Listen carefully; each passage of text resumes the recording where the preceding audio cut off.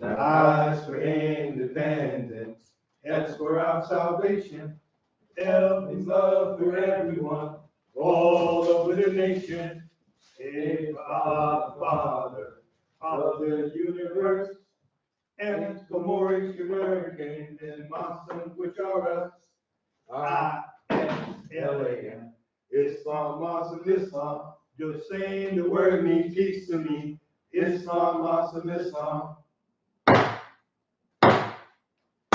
All rise, face to east. Feet at a 90 degree, 45 on each side, 5 fingers on the left, 2 on the right. Repeat the Morgan Mercury prayer.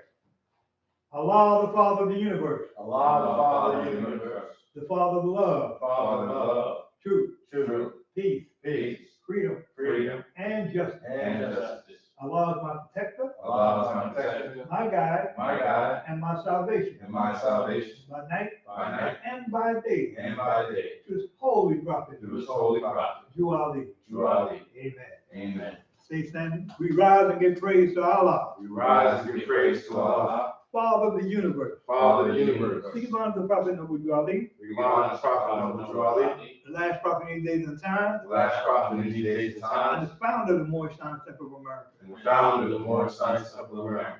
Give honor to all the prophets of Allah. We give honor to all the prophets of Allah. Jesus. Jesus. Muhammad. Muhammad. Buddha. Buddha. And Confucius. And Confucius. Etc. Etc. Give honor to the harbinger of the prophet of Jew Ali. Give honor to the harbinger of the prophet of Jew Ali. Brother Marcus Messiah Garvey. The Marcus Messiah Garvey. Give honor to the past Supreme Grand Advisor of the moderated Moorish Science Temple of America. Give honor to the past Supreme Grand Advisor and moderator of the Moorish Science Temple of America. Brother C. Kirkland Bay. Brother C. Kirkland Bay. Brother F. Nelson Bay. Brother F. Nelson Bay. And Brother J. Blakely Bay. And Brother J. Blakely. Give honor to the past Grand Sheikh and moderator of Moorish Science Temple of America. Give honor to the past Grand Sheikh and moderator of the Moorish Science Temple of America. Brother Olive E. Brother Olive Give E. honor to the present Grand Sheikh and moderator of Moorish Science Temple of America. Give honor to the present Grand Sheikh and moderator of the Moorish Science Temple of America. Brother R. Jones Bay. Brother R. Jones Bay. And to his assistant. And to his assistant.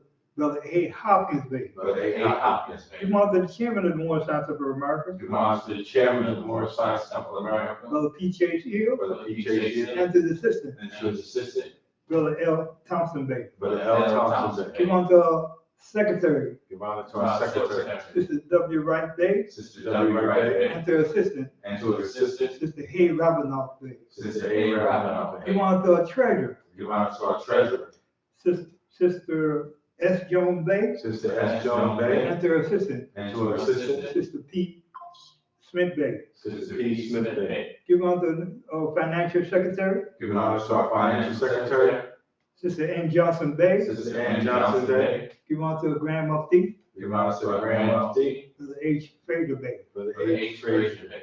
Give honor to the national, state, and local officials of the Moorish Science Temple of America. We give honor to all national, state, and local officials of the Moorish Science Temple of America. All Grand Governor Assistant. All Grand Governors and assistants. Give honor to the Grand Governor of the State of New York. Give honor to the Grand Governor of the State of New York. Brother D. Clark Hill. Brother D. Clark Hill. And to his assistant. To his assistant. Brother Hay Gainesfield. Brother A. Gaines. Give honor to the Grand Sheikh Temple number 34. Give honor to the Grand Sheikh Temple number 34. Brother W. Connecticut Bay. Brother W. Connecticut Bay. And to his assistant. And to his assistant.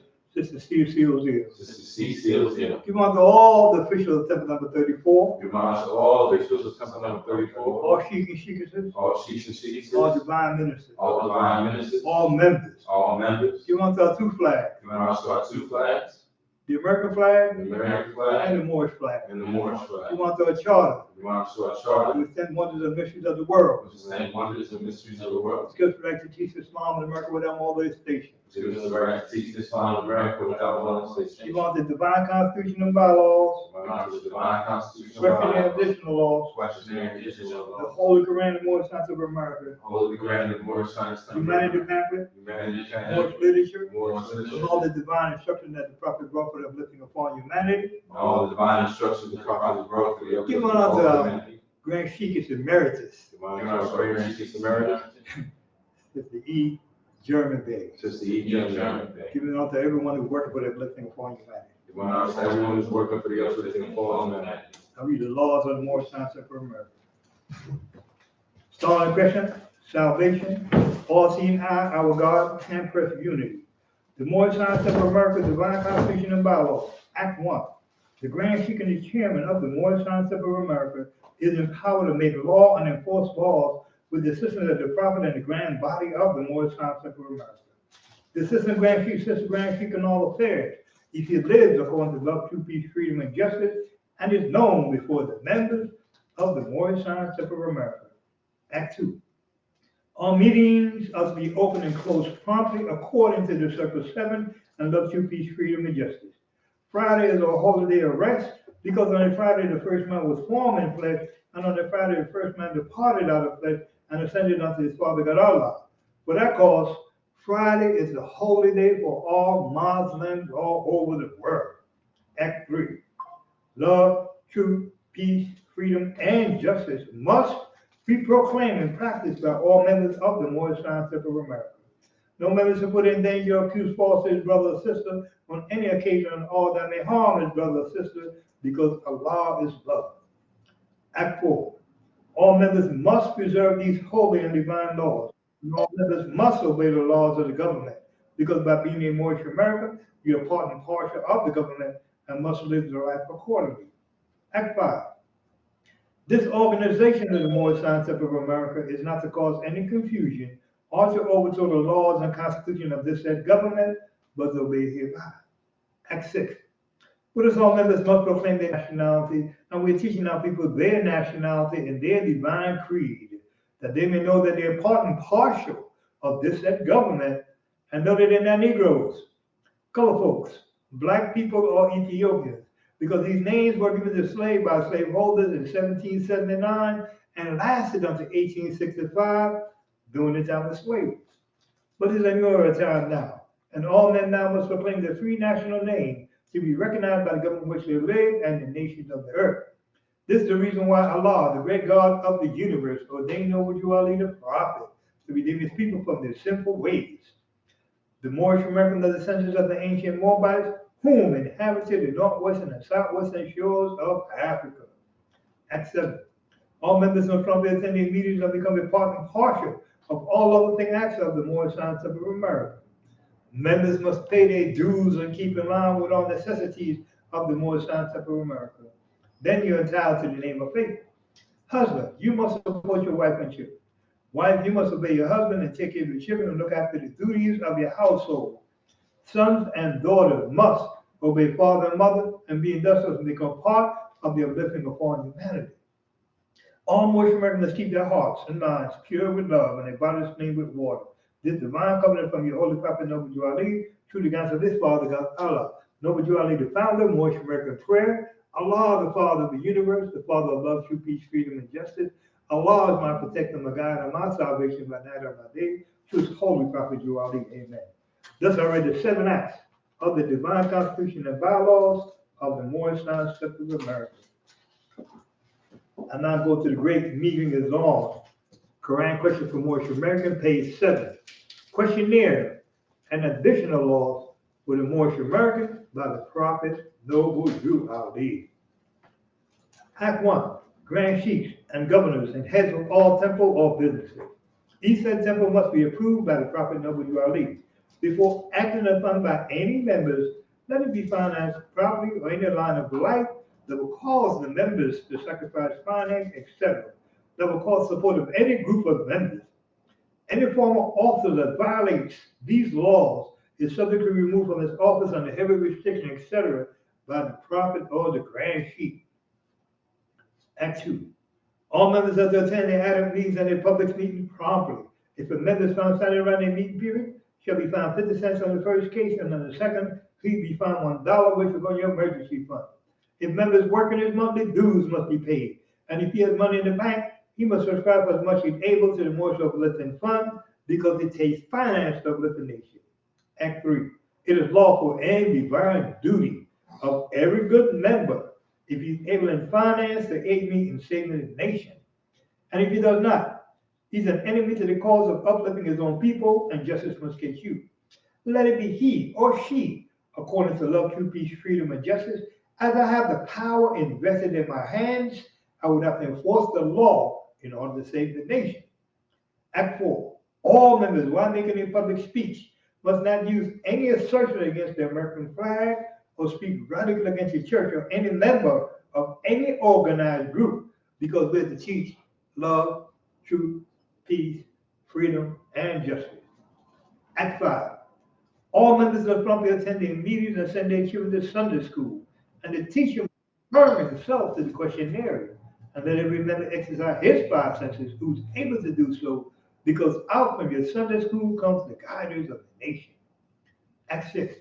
With us, all members must proclaim their nationality, and we are teaching our people their nationality and their divine creed, that they may know that they're part and parcel of this said government, and know that they're not Negroes, color folks, black people, or Ethiopians, because these names were given to slaves by slaveholders in 1779 and lasted until 1865 during the time of slavery. But this is a new era of time now, and all men now must proclaim their free national name to be recognized by the government in which they live and the nation of the earth. This is the reason why Allah, the great God of the universe, ordained over you all the prophets to redeem his people from their sinful ways. The Moorish American descendants of the ancient Moabites who inhabited the northwestern and southwestern shores of Africa. Act 7. All members of the company in their meetings have become a part and parcel of all other thing acts of the Moorish Science Temple. Members must pay their dues and keep in line with all the necessities of the Moorish Science Temple. Then you're entitled to the name of faithful. Husband, you must support your wife and children. Wife, you must obey your husband and take care of your children and look after the duties of your household. Sons and daughters must obey father and mother and be industrious to become part of the elected upon humanity. All Moorish Americans keep their hearts and minds pure with love and their bodies clean with water. This divine covenant from your holy prophet Nabi Ali, through the guidance of his father God Allah. Thus I read the 7 acts of the questionnaire and additional laws for the Moorish Americans by the prophet Nabi Ali. I'm not taking attention to the Holy Koran and Moorish Science of America, Circle 7, divinely prepared by the noble prophet Ali, by the guidance of his father God Allah, the great God of the universe, to redeem man from the sinful and fallen stage of humanity back to the highest plane of life with his father God Allah. Listen.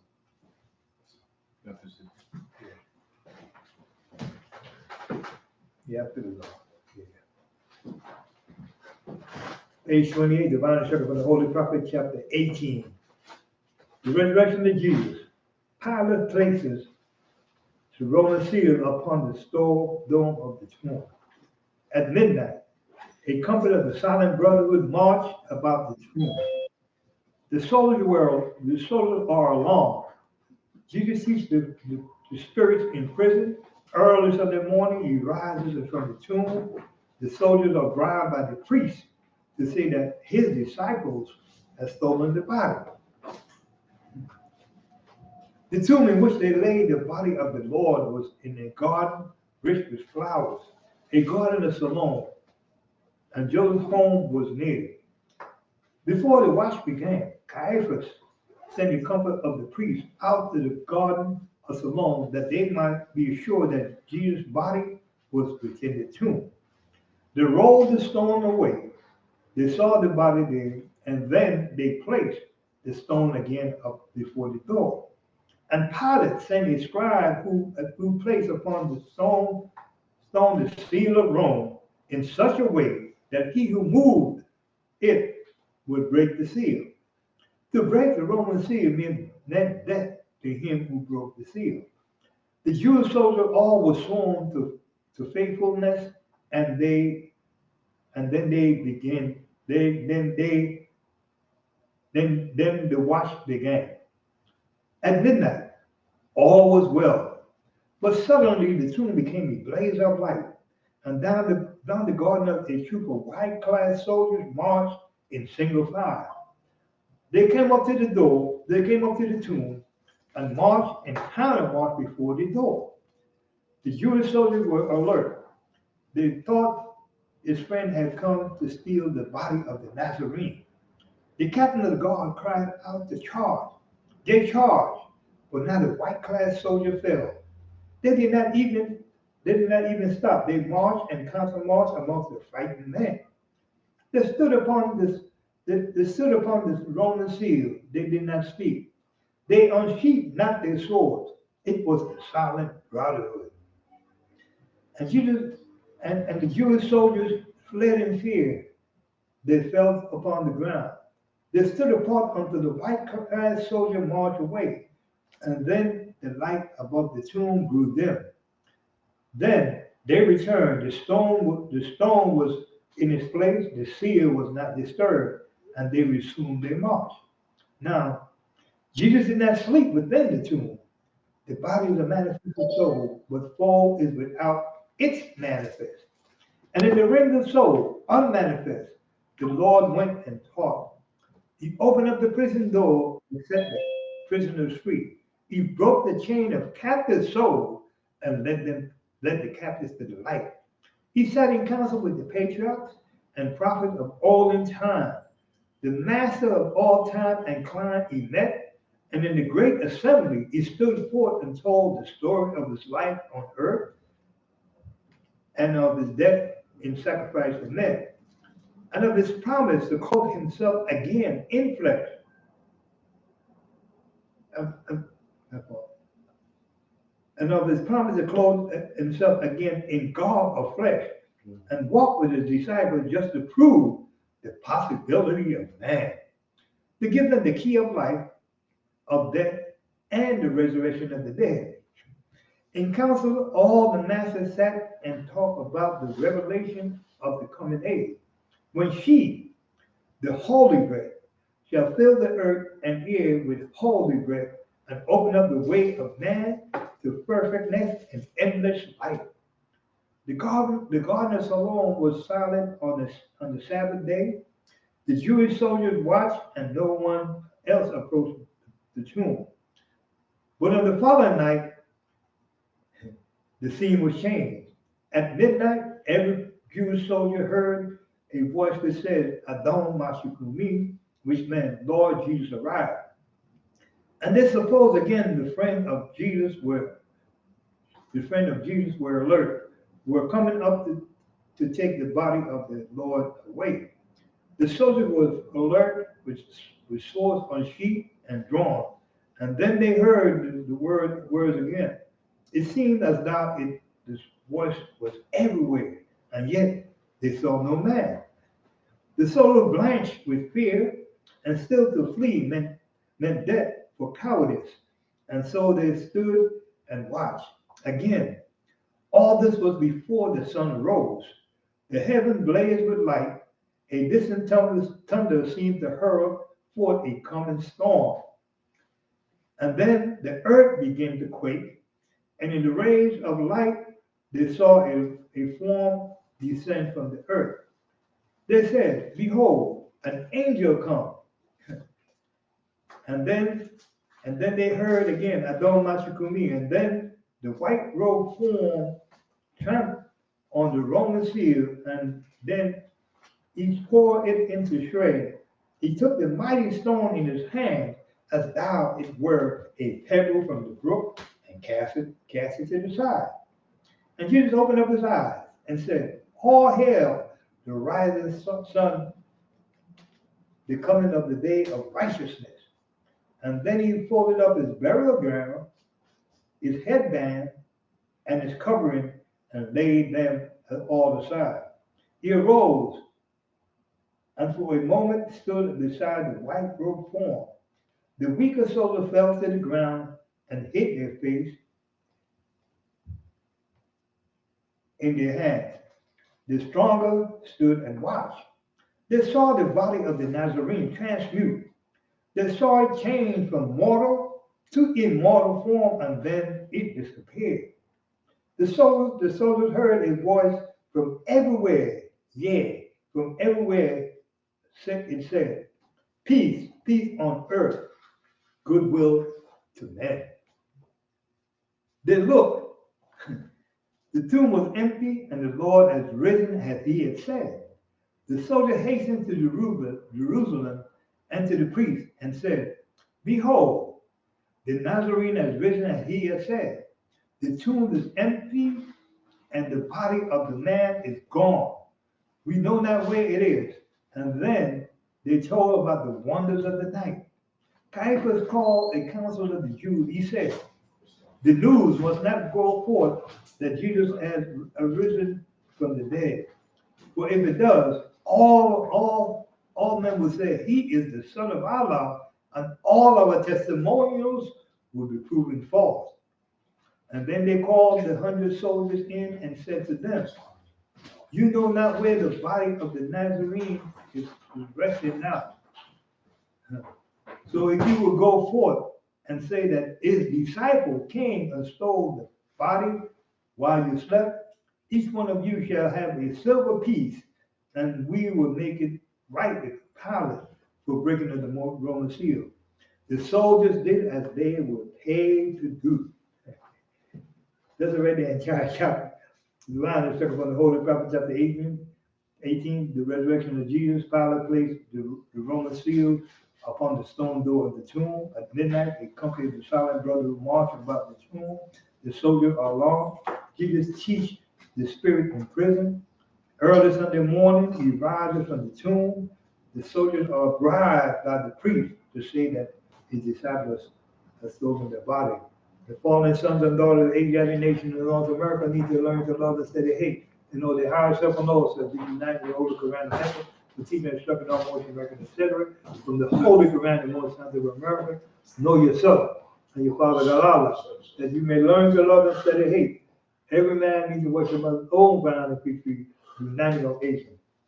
I'm here now open according to the prophet's laws. I'd like to be glad to be here with my brothers in the temple and my sisters and everybody online. Praise Allah for allowing us the opportunity to come together in these sacred groves and learn some of the teachings and extend the truth and the learning of the Prophet Nabi Ali.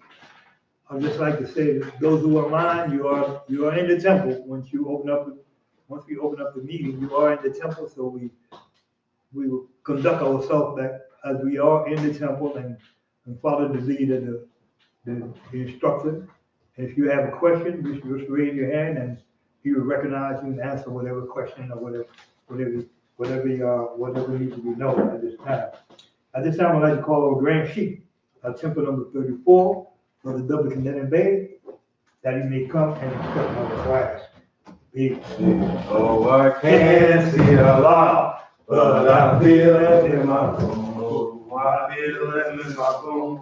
Oh, I feel it in my bones. Oh, I can't see Allah, but I feel him in my bones. Feels like fire stirred up, fire stirred up, fire stirred up. Oh, in my bones, in my bones. We're in a great place to meet him. We meet them all in our heart. Oh, we meet them all in our heart. Oh, we meet them all in our heart. Where's the nearest place to meet them? We meet them all in our hearts. Feels like fire stirred up, fire stirred up, fire stirred up. All in my bones, in my bones. Who is noble Jew Ali?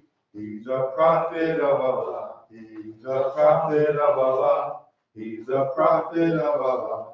Who is noble Jew Ali?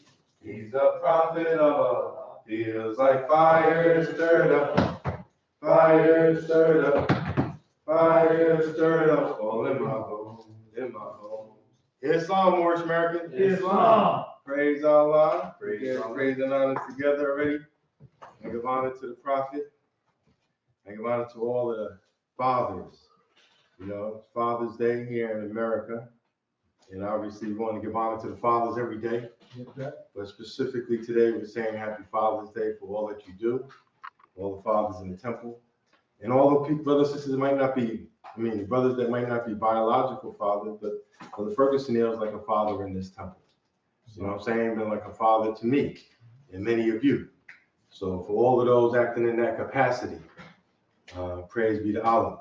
Islam was, who made you? Allah. Who is Allah? Allah is the Father of the universe. Can we see him? No. Where's the nearest place we can meet him? In the heart. Who is Noble Drew Ali? He is Allah's prophet. What is a prophet? A prophet is taught of Allah. What is the duty of a prophet? To save nations from the wrath of Allah. Who is the founder of the Moorish Science Temple of America? Noble Drew Ali. What year was the Moorish Science Temple of America founded? 1913 AD. Where? Newark, New Jersey. Where was Noble Drew Ali born? In the state of North Carolina, 1886. What is his nationality? Moorish American. What is your nationality? Moorish American. Why are we Moorish Americans? Because we are descendants of Moroccans born in America. For what purpose was the Moorish Science America founded? For the uplifting of fallen humanity. Praise Allah, page 2. But Lordio, can you open up that door, get a little air in here, a little stuff? Thank you so much. Page 2 more is question 16. How did the prophet begin to uplift the Moorish America? By teaching them to heal themselves. What is our religion? Islamism. Is that a new or is that an old time religion? Old time religion. What kind of flag is the Moorish? It is a red flag with 5-pointed green star at the center. What do the 5 points represent? Love, truth, peace, freedom, and justice. How old is our flag? It is over 10,000 years old. Which is our holy day? Friday. Why? Because Friday is the day in which man was formed in flesh, and it was on Friday that he departed out of flesh. Who was Jesus? He was a prophet of Allah. Where was he born? In Bethlehem of Judah in the house of David. Where was he born? In Bethlehem of Judah in the house of David. Who was his father and mother? Joseph and Mary. Will you give in brief the lines, the analogy through which Jesus came? Some of the great fathers through which Jesus came are Abraham, Boaz by Ruth, Jesse, King David, Solomon, Hezekiah, and Joseph by Mary. Why did Allah send Jesus to this earth? Save the Israelites. All right. Well, see Ferguson here. Islam. Islam. Islam. Why did Allah send Jesus to this earth? To save the Israelites from the iron hand oppression of the Palestinian nation of Europe, who were governing a portion of Palestine at that time. All right. Brother I Lord Islam. Islam. Why did Allah send Jesus to this earth? To save the nations of Israel. To save the Israelites. To save the Israelites from the Palestinian nations of Europe that were governing a portion of Palestine at that time. To save the Israelites from the iron hand oppression of the pale-skinned nations of Europe who were governing a portion of Palestine at that time. Praise Allah, brother. F. Spalding Bay, Islam. Islam. Why did Allah send Jesus to this earth? Give praise to Allah, honor to the Prophet, everything pertains to Islam. To save the Israelites from the iron hand oppression of the Palestinian nations of Europe who governed a portion of Palestine at that time. Peace. Brother I. Smithfield, Islam. Islam. Why did Allah send Jesus to this earth? To save the Israelites from the iron hand oppression of the Palestinian nations of Europe who were governing a portion of Palestine at that time. Praise Allah. All right, more together. Question 29. How long has that been? About 2,000 years ago. What was the nationality of Ruth? Ruth was in Moabite. What is the modern name for Moabites? Moroccans. Where is the Moroccan Empire? Northwest Mexico. What is the modern name for Mexico? Africa. What is the title given to our ruler in Morocco? Sultan. Where do we get the name Jesus? From the east. What does the name Jesus mean? Jesus means justice. Did the angel give to the child that was called Jesus a holy name? Yes, but it cannot be used by those who are slaves to sin. What is an angel? An angel is thought of Allah manifest in the flesh. What are angels used for? To carry messages to the four corners of the world to all nations. What is our prophet to us? He's an angel of Allah who is sent to bring the everlasting gospel of Allah. What is the everlasting gospel? It is a saving power that comes from Allah through our ancient fathers by his prophet. Just bring out the power, a little more power. What is the covenant of the great God Allah? It is a saving power that comes from Allah through our ancient fathers by his prophet. What is the covenant of the great God Allah? Honor thy father and thy mother, that thy days may be long upon the earth land which the Lord thy God hath given thee. At what age did Jesus begin to teach? At the age of 12. Where did he teach? India, Africa, and Europe. How long did he teach? 18 years. All right, let's go online with Brother Sulamo Bey. Islam, Sulamo Bey, you there, Mo?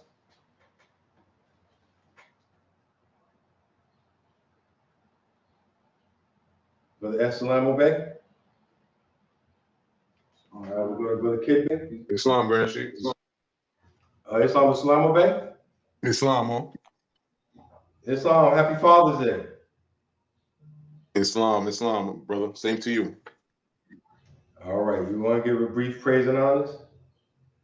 Indeed, I'd like to give praise to Allah, honors to his holy and divine prophet, Noble Drew Ali, honors to everything the Grand Sheikh gave honors to, and everything that pertains to Islam. Peace. Peace. What did Jesus say that would make you free? Truth. What is truth? Truth is ought. What is ought? Ought is Allah. Can truth change? No. Truth cannot change or pass away. What other name do we give the truth? Holy breath. Whatever you to say about holy breath. Or we can say it is great, it is good, it was, it is, and evermore to be. I mean, At what place on earth was the physical part of man formed? in Garden of Eden, Where's the Mecca. Garden of Eden? Mecca. In the In land the of land of Canaan. Canaan, in the land of Canaan, in the city of Mecca. What is the modern name for the Garden of Eden? Mecca. What is the name of the first physical man?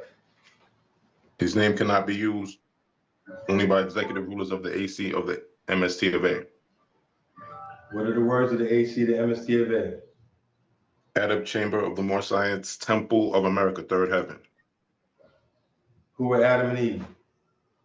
They are the mothers and fathers of the human family, Asiatics and Muslims. Where did they go? They went into Asia. What is the modern name given to their children?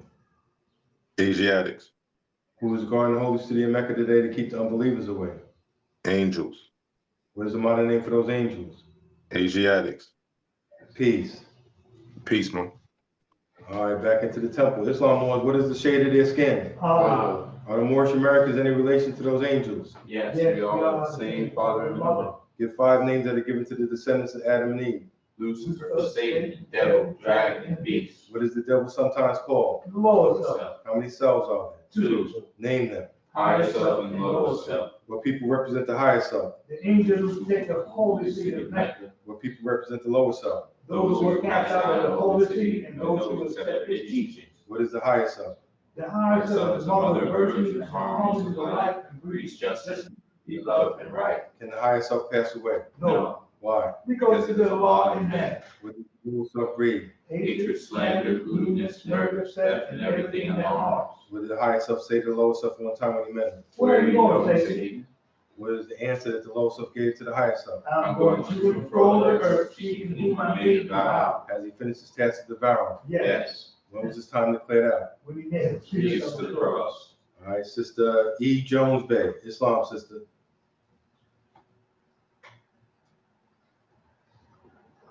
Islam sister E. Jones Bay.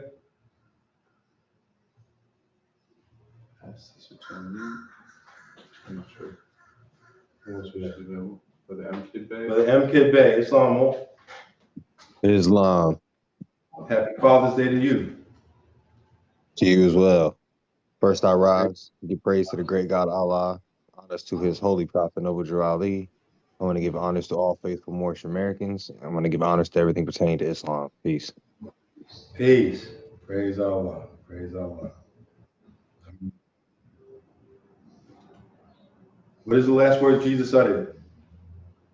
It is finished. What did he have reference to? We had reference to the end of Satan. Did Jesus say that he returned to conquer him? Yes. What is the name of the person to whom Jesus was first reincarnated? Prophet Muhammad the Conqueror. Was Satan to be bound then? Satan was to be bound in part. When was the head of Satan taken off? 1453 Byzantine By whom? by Muhammad. Peace. Islam. Islam. Brother F. Spalding Bay, Islam. Islam. Yeah, I had a question. So I know the questionary prophet says that Adam and Eve is the mothers and the fathers of the human family, Asiatic and Muslims. I notice he says mothers and fathers, but yet Adam and Eve is a couple. So where do we get the support for there being more than one Adam and Eve? Islam. Praise Allah. That's a good question. I think one of the supports right out of the Bible, if you read that, and it talks about Adam and Eve, and it talks about I had 2 sons, Cain and Abel, and then Cain killed his brother Abel, and said he went to the land of Nod and knew his wife. So right there, I'm like, well, where did his wife come from if there's only the 2? You see what I'm saying? And so when I put that together, in my understanding, when it talks about how the first man formed in flesh, Adam, on a Friday, holy day on a Friday, that he wasn't the only man, and he wasn't the only woman. That was the understanding that the Moors have given me over the years, that there was men and women. You know what I'm saying? Just like when you look at the different planes of Elohim, you had the plane of plants, the plane of angels. It wasn't just one. You know what I'm saying? Manifested. And it said Allah, and it said Allah breathed forth the human seed. You know what I'm saying? So that's my understanding. Islam. Islam, right. Oh, somebody else? No, go ahead. So with that understanding, right, coming out of the book of Genesis, and we know when we read Genesis, it talks about, or it's understood that Adam was the first man made by the great God Allah. And then of course, you got Eve from his rib, and then eventually they did some things, they got put out of the garden. But it's so understood that is the first man and woman. So now, but we, like you explained,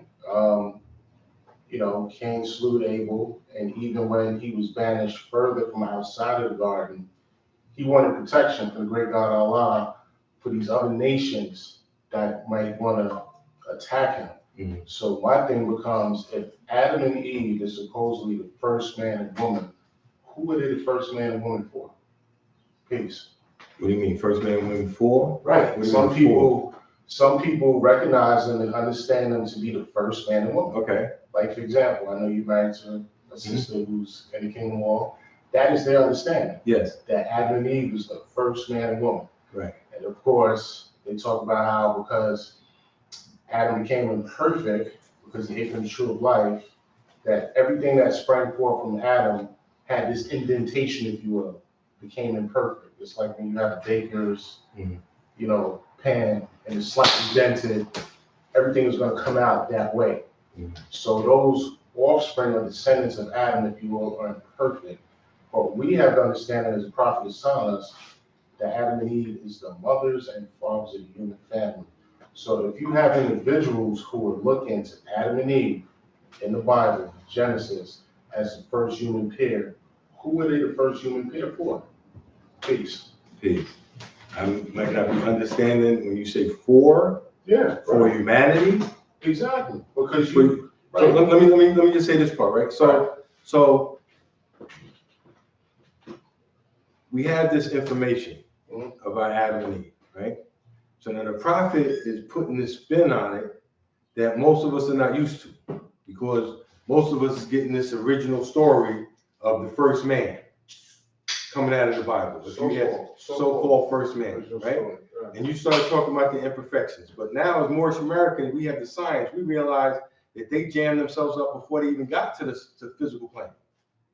You know what I'm saying? As far as that, Allah took this seed, the seed is as perfect as a mother is, put it in the soil of soul, and it grew apace. Everything's good. It's man who gave up his estate to gratify his lower nature. And then you find out, you say, well, where did the lower nature come? Allah gave him this lower nature, but it was supposed to be a foe that man should fight, that he could be the strength of Allah made manifest, not to succumb to it. So I think that, and thinking about your question, I was also thinking about the question when we talk about the Moorish Americans in relations to the angels. And it says we all have the same father and mother, but it's singular. Almost like indicating a specific mother and father that we're related to. So I don't have it like I can go back, like I know exactly the answer to those questions. But I know that when the prophet gives us this understanding, he's making us think. He's making us think about it. In the same way, when I give the answer or the question to people, and I ask where Cain went to the land of Nod and knew his wife, and I asked her where she come from, right? And now instead of acknowledging there's other men and women, they try to go around and try to justify the answer to just one man and one woman. And I'm not going for that. And I'm trying to understand just like you're trying to understand. He says they went into Asia. But Lovey used to say all of the first men. I think he used to say all of the first men and all of the first women were named Adam and Eve up until Enoch. That's what Brother Lovey used to say. I can't say where he got that information from. But that's what I got, more. And I think that at some levels you can take the Bible literal. In some sense, it's not literal. It's given specific thoughts. Like, was there actually a tree of good and evil? Was there actually these things that we're talking about? So I think on some levels, yes, but on other levels, it's a mental thought that the prophet is trying to bring to us. So that's my answer. I don't know if anyone else. So Brother Smith there? Islam doesn't from Brother M. Kidbe. We have Brother M. Kidbe, Islam on. Brother Lord also. Brother Lord is on the back. Brother M. Kidbe. Islam. I just had a question just for clarity. So, when it says they went into Asia, at one point, just like where we get the term Asiatics, at one point, the entire, I guess, Earth would be was called Asia at one time. Am I correct? Because I think I've seen research where like it says Asia Sor, Asia Nor, and I'm guessing that's North Asia, South Asia. And I heard more say that, but I never seen where the prophet said the whole world was Asia. But I've heard the term, you know, and when I think about what we're saying here, so it's saying they was in the land of Canaan, right, in the holy city in the garden, right? And I think it says, where did they go? They went into Asia. They meant that they went in outside of the garden. They went into further parts of the world. Now, does that mean it's the whole world? I don't know about that. And just like people say, a Mexican, they say this is northwestern Mexico. The prophet said it's a modern name, excuse me, it's an ancient name for Africa. All right, I can write back to you. All right, anything else for the kid, baby? no, I just kind of had that thought from like when you're in school, you learn about like Pangea. Same way with like how they say Africa and America fits together like a puzzle piece. And that it used to be one landmass and then it split with the great earthquake, I guess, like as the prophet taught us. So I just kind of wondered if that's where that whole thing came from. But thanks for clearing that up. Yeah, I'm pretty sure that's where that came from. But to go back to the question, was that land called Asia? I mean, you can even question, was Adam and Eve really that's their names? I mean, these are names that we've substituted for spiritual names. Like Brother W. Kanenebe is not my name. It's the name I'm using here in the flesh. Just like Noble Drew Ali, that's not his name. Jesus, that's not his name. They have spiritual name. When Allah made you, Allah gave you a name. Did not the angels give to the child that was called Jesus a holy name? Yeah. Right? So praise Allah. Okay, so we're going to go to Brother Lordia, and I think Brother Baptist, Brother Spalding, Brother I Lordia, Sheikh. Islam, praise Allah. It also makes it just right in tune with what we're saying. It says, let us, plural, make a man in our own image and likeness. So that also alludes to a society or a group of people coming together for that cause to make a people. And then it also speaks of when the giants roamed the land. And so that also speaks to in terms of inhabitation prior to the so-called Adam and Eve. And then we have to think about the Council of Nicene, 325 AD. That's when they took what parts out they felt were beneficial to teach to the masses and what part they would give back. Our prophet gave us part of that back. So that's where I would leave it at. You know, there's a lot of stuff they took out and our prophet gave it back to us. Praise Allah. Thank you for that thought, more. Brother F. Spalding, Islam? Yeah, Islam. Well, you know, when we talk about Mecca, you know, Saudi Arabia, you know, even the prophet teaches us that, you know, on page 2, he said Sultan Abdul Aziz ibn Sada, the descendant of Hagar, now the head of the holy city of Mecca. So if we're accepting what the prophet is saying, we know that Mecca is in Saudi Arabia, and that is the Garden of Eden, as per what the prophet is telling us. And if Adam and Eve were in the garden and they were expelled from the garden, then that means they would have gone a little further north, maybe, be it slightly west or north, into Asia, the continent of Asia. Mm-hmm. You know, but then, you know, this understanding of what the entire planet was known as, you know, when we look at chapter 47, you know, it tells us in verse, I was just looking at it, I think it was verse, 7. It says their dominion and habitation. In fact, I'll go up to 6. It says the Moabites from the land of Moab, who received permission from the parents of Egypt to settle and inhabit northwest Africa. They were the founders and are the true possessors of the present Moroccan Empire. with their Canaanite, Hittite, and Amorite brethren who sojourned from the land of Canaan. There again, we're talking about Canaan, right? We're talking about the holy city of Mecca, seeking new homes. Their dominion and their habitation extended from northeast and southwest Africa, northeast. That would also take in over on the Ethiopian side, if you will. Yeah. It's talking about northeast. Yeah. And then it's talking about Northeast Africa. right, and southwest Africa, across the Great Atlantis, even on to North, South, and Central America, also Mexico and the Atlantis Islands before a great earthquake which caused the Atlantic Ocean. And even verse 9 says the river Nile was dredged and made by the ancient pharaohs of Egypt in order to trade with the surrounding kingdoms. Also, the Niger River also was dredged by the pharaoh of Egypt in those ancient days for trade, and it extends eastward from the river Nile, westward across the Great Atlantic. It was used for trade. And then, I guess, right, first I was looking for where it says the maximum. Maybe I overread myself, but I know it was in there. What you thinking about specifically? No, I was thinking about where he calls it, he says the oldest name for Africa at that That's time. in, I think, instruction 1 and 2. 1 and 2, oh. Beginning of the chapter. Got it. So, right, it says his father Ham and his family were second, then came the word Ethiopia, which means the demarcation line of the dominion of the Maxim, the first true and divine name of Africa, the dividing of the land between the father and the son. So really, when we look at all these land masses together before the great earthquake, we're talking about it was a Maxim. It was known as a Maxim. And but really when we talk about, the prophet said the mothers and fathers of human family, Adam and Eve, they're the mothers and fathers of human family. But yet we know in greater society, Judeo-Christian world, it is being accepted that Adam and Eve is the mother and father of the human family, which if you go chronologically according to their time, that's only going back 6,000 years.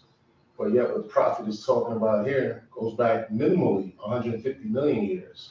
So again, to restate the question, the Adam and Eve that you referenced in the Bible, when I asked you, how can we get justification for there being more than one Adam and Eve? And you gave the example of Cain, asking for protection from the great God Allah, but when he was casted further away from outside of the holy city of Mecca, in Judeo-Christian world, who is that Adam and Eve representative of? Who are they the founders of?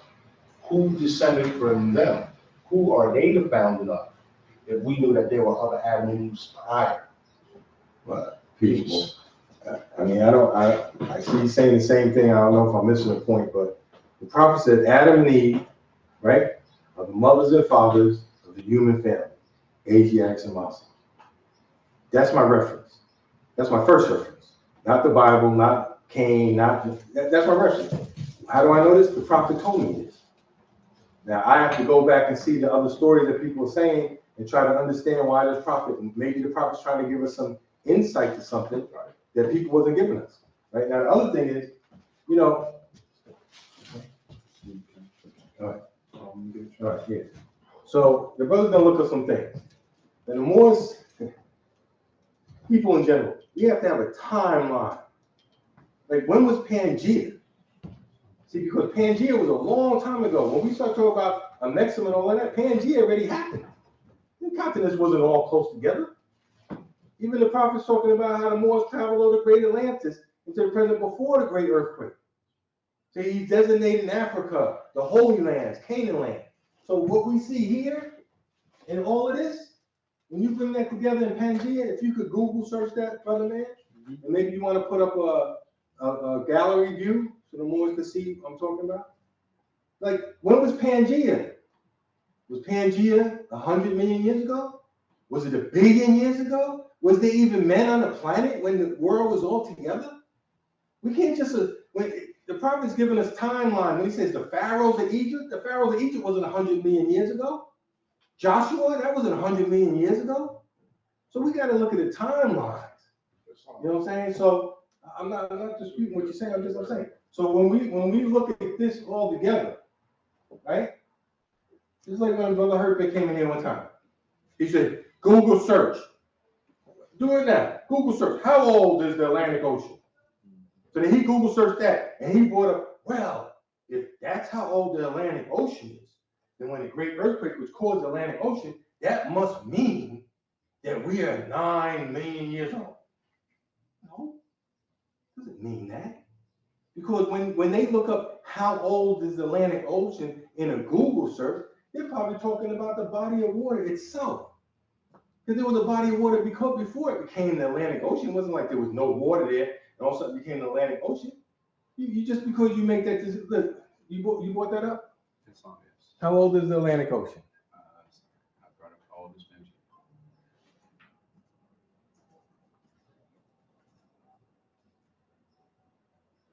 180 to 200 million years ago. We talked about this before. We talked about reasoning and logic, deductive reasoning, all this kind of stuff. So then you're going to take this and then say, because of that, that means that the pharaohs and Egypt and all of that was 180 million years old. What are you talking about, Mo? Oh, because the prophet said this caused the great Atlantic Ocean, and he talked about how the pharaohs and the Moors and all that. So he's already talking about all those people in Joshua. And then because I looked up how old the Atlantic Ocean is, and the prophet says this caused the land, that means my reasoning says that means we're 180 to 200 million years old at this point in time. It does not mean that to me. That's some good facts you brought up, and you're trying to tie it in and connect it. That does not mean that to me. So then when I look up how old are the pyramids, if I look up how long ago did they have a dynasty with pharaohs, when I look up how long did Joshua live, I look up about the Battle of Jericho and the Moabites in the Holy City, and I get another time period. Not 180 million years ago. All I'm saying is that when we talk about Pangea, and then we use it in reference to what we're talking about today, there's many, many millions of years where the different parts of the continents was pulling apart. So we can't just say, oh, I'm going to use this term Pangea and use it for my understanding in chapter 47. There was no Pangea in chapter 47 that we're talking about. Yes, there was movement, but there was much more movement before that. Now, if we bring up how old is Pangea, and I think Brother Spaulding may want to make another comment, right? Pangea, the supercontinent. Yeah, it's there for a second.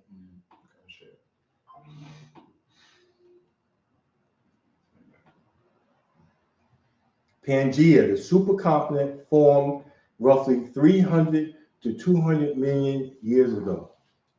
So when I see that, I start thinking, I'm saying, okay, what they're saying is 300 million years ago, you had these together what they call that supercontinent of Pangea. And surrounding that continent is all of this water, which became the Atlantic, became the Pacific, became the Indian Ocean. And that's why all of those terms is around that same time. But to go back and say that, okay, then you're saying, well, was man here? Was Adam here when it was Pangea? I don't know the answer to some of these questions. But what I do know is the answers that the prophet Noble Drew gave me. So what I do is I use what the prophet is giving me, and then I use the other research that I get to try to go along to have a better understanding. I don't use the other understanding that I might get from different sources and then try to fit the prophets into that. I do it the other way, me personally. All right, now we're gonna go on, but Spaulding Bay, and I don't know if anyone else online. Yeah, so those are very good numbers. So Say that again, Mo. So those are very good numbers that was given. Okay. Because here again, when you look at verse 7, it says their dominion and habitation extended from northeast and southwest Africa, across the Great Atlantis, even on to the present north, south, central, and also Mexico and the Atlantis Islands before the great earthquake which caused the Atlantic Ocean. So we know that Atlantis was in between the continent of Africa and North, South, Central America. And we know that Atlantis fell. So that's what would give rise to the Atlantic Ocean. So that would go to the 150 million year date prior to when you had Pangea, where all the continents together, 200 to 300 million years. So the prophet is alluding to this timeline. You know what I mean? And so, you know, so, and then it mentions the river Nile was dredged and made by the ancient pharaohs of Egypt in order to trade with the surrounding kingdoms. Also, the Niger River was dredged by the great pharaoh in those ancient days for trade and extends from the river Nile westward to Great Atlantic. It was used for trade and transportation. So we know that obviously because Atlantis fell, and you now have a separation, the way had to be made to get to the shoreline to be able to trade with the other kingdoms. You know, so here again, so the prophet is telling us, you see, because all of us didn't grow up in the temple. The prophet founded the Moorish Science Center in 1913 AD. A lot of our parents and great grandparents had a different understanding from what they were being taught through the Bible. And it was universally accepted that Adam and Eve was the founding of the human family. It is still today. And a lot of people, thinking people, question that. But yet we have major religious institutions that are holding to that. And sometimes I have to really look at people and be like, you're really going to accept that? But yet, within those very same verses, it's telling you that when Cain slew his brother, he feared for his life because of other people in the surrounding area.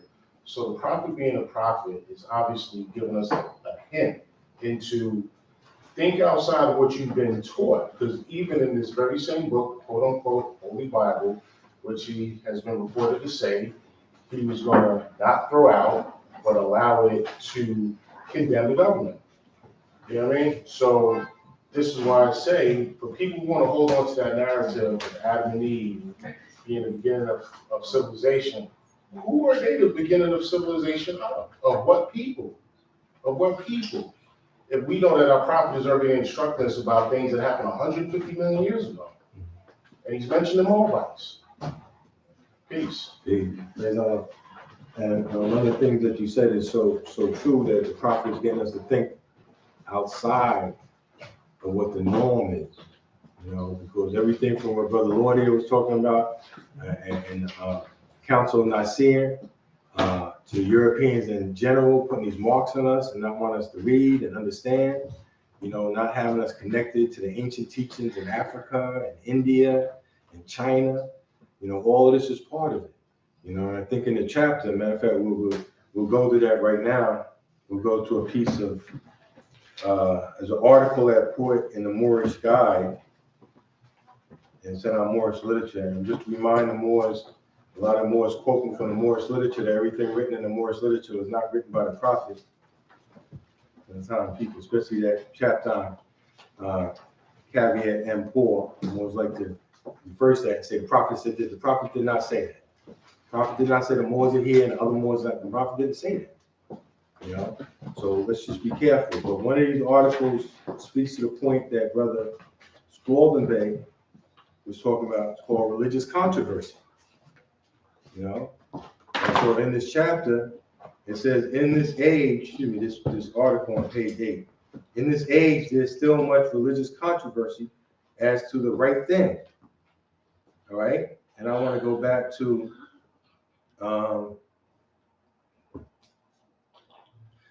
paragraph 3. The fact of the matter is that they have always had only a reflection of the truth and not the real thing. Going back to what we're talking about. Peace, more. Right? So humanity has taken a reflection of the truth, right? Let's around a bit. Maybe you and sister could take it back to the side. A reflection of the truth. Like one who holds up to the sun a mirror and casts a few of its diverted rays in a different direction. So have they done with the truth that is supposed to have come from the east. There are but few people who know what the truth is about man.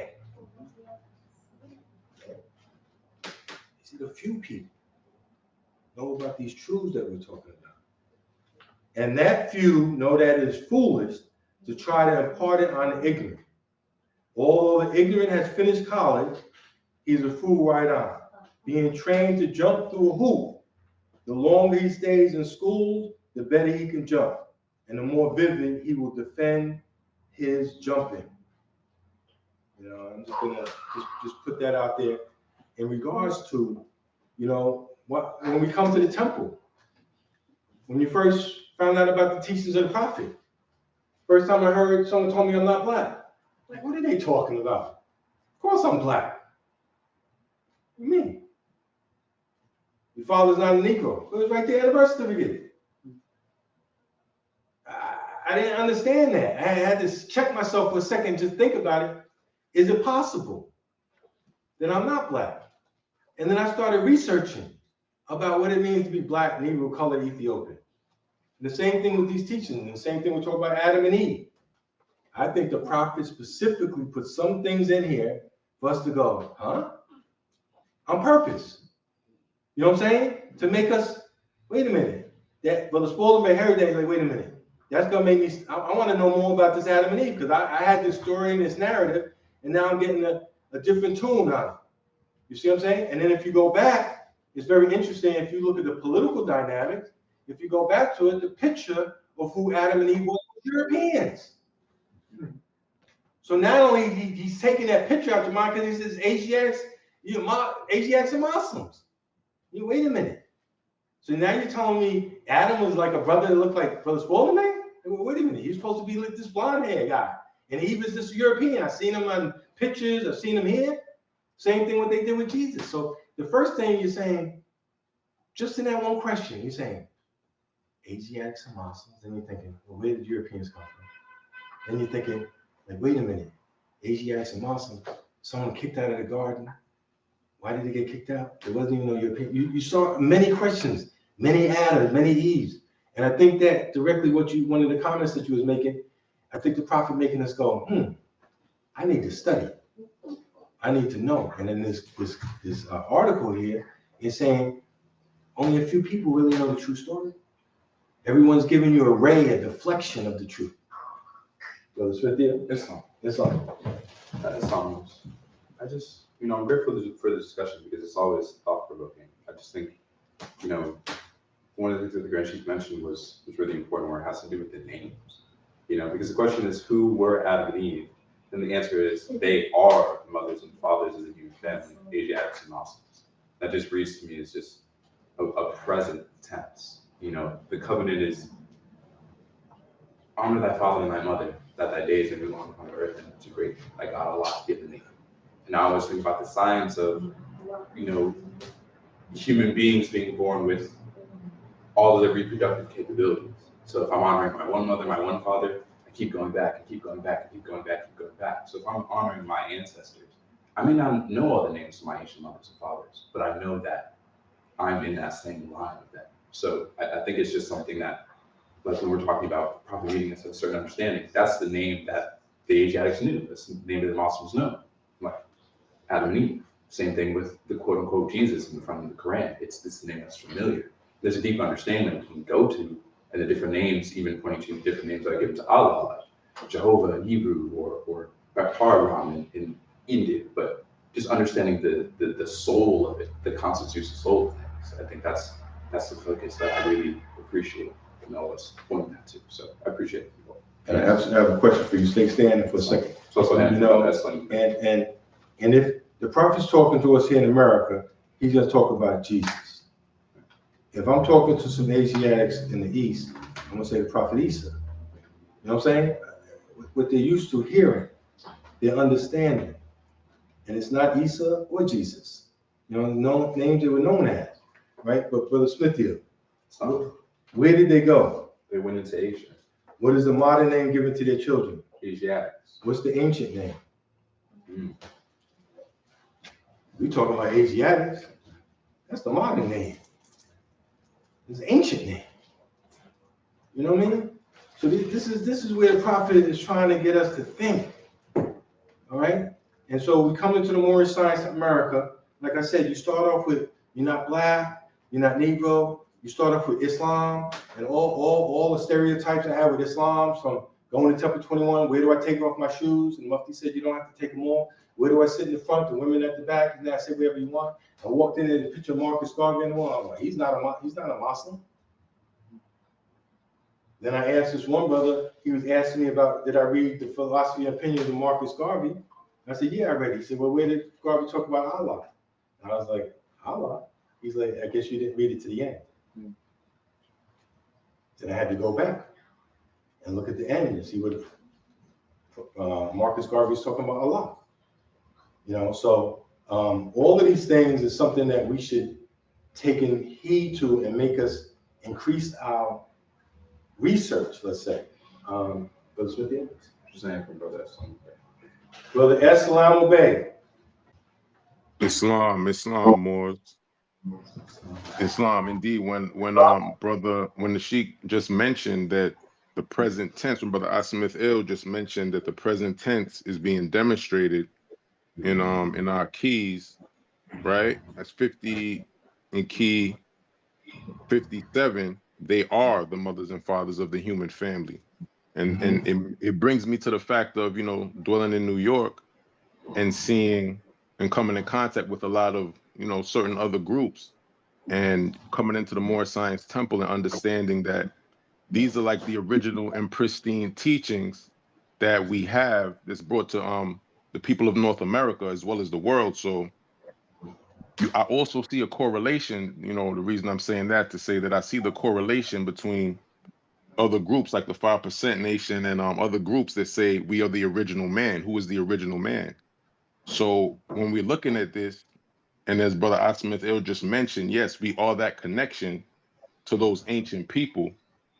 That's one of the more like profound doctrines that was also brought through these keys, So when we say who are the mothers and fathers of who were Adam and Eve, and then we see the plural and we see Asiatics and Muslims and who are, right? So that brings us right back to us today, and continuing to honor our ancestors in the holy covenant. Praise Allah.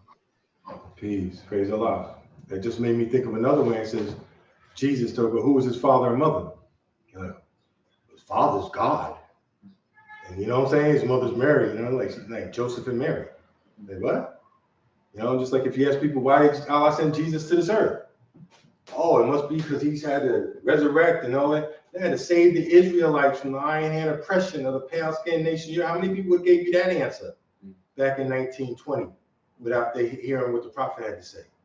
We're going to move on, but what, we have another hand? Oh, Islam, Sister AGS. Sister Sealzil. Islam, brother Godfather, brother Grand Sheik, father of the temple, honors to, of course, all of Father's Day and all of the fathers around the universe, and especially the mother and fathers, right? You talked about that question, the fathers, right? And it was Adam in this description. Praise Allah. So I actually just unmuted because I figured this is Sunday school, right? And this is probably a horrible time to be vulnerable, but I'm going to do it anyway, and I'm going to go on a limb. Like, I found today was a very much trying day, right? I'm sitting in my dad's room, I'm like smelling his pillows, I'm like looking at stuff, and I'm in a certain state of thinking, of longing and wanting and remembering. And I wanted to ask, in this time, of course, we know we're bound by course to every other living thing. We know death is no enemy of man, and those are all realities, right? But then the processing of the physical human state and the processing of these connections, how would you best suggest to get through those moments and peaks where this is of course the first Father's Day, not present, and I'm just trying, I guess, to just maintain a certain level of strength, to maintain a certain level of just appreciation and gratitude without the aspects of being solemn. Those are my thoughts, if I can ask. Peace. Praise Allah. Well, I was looking forward to seeing you. I need your signature, but I might have to track you down. But praise Allah. I think the best thing is my father passed 54 years ago. 54 years ago. That would be 1971. 1979, I was 10 years old. That's the year I was born. Yeah. And so, we have something called the mind.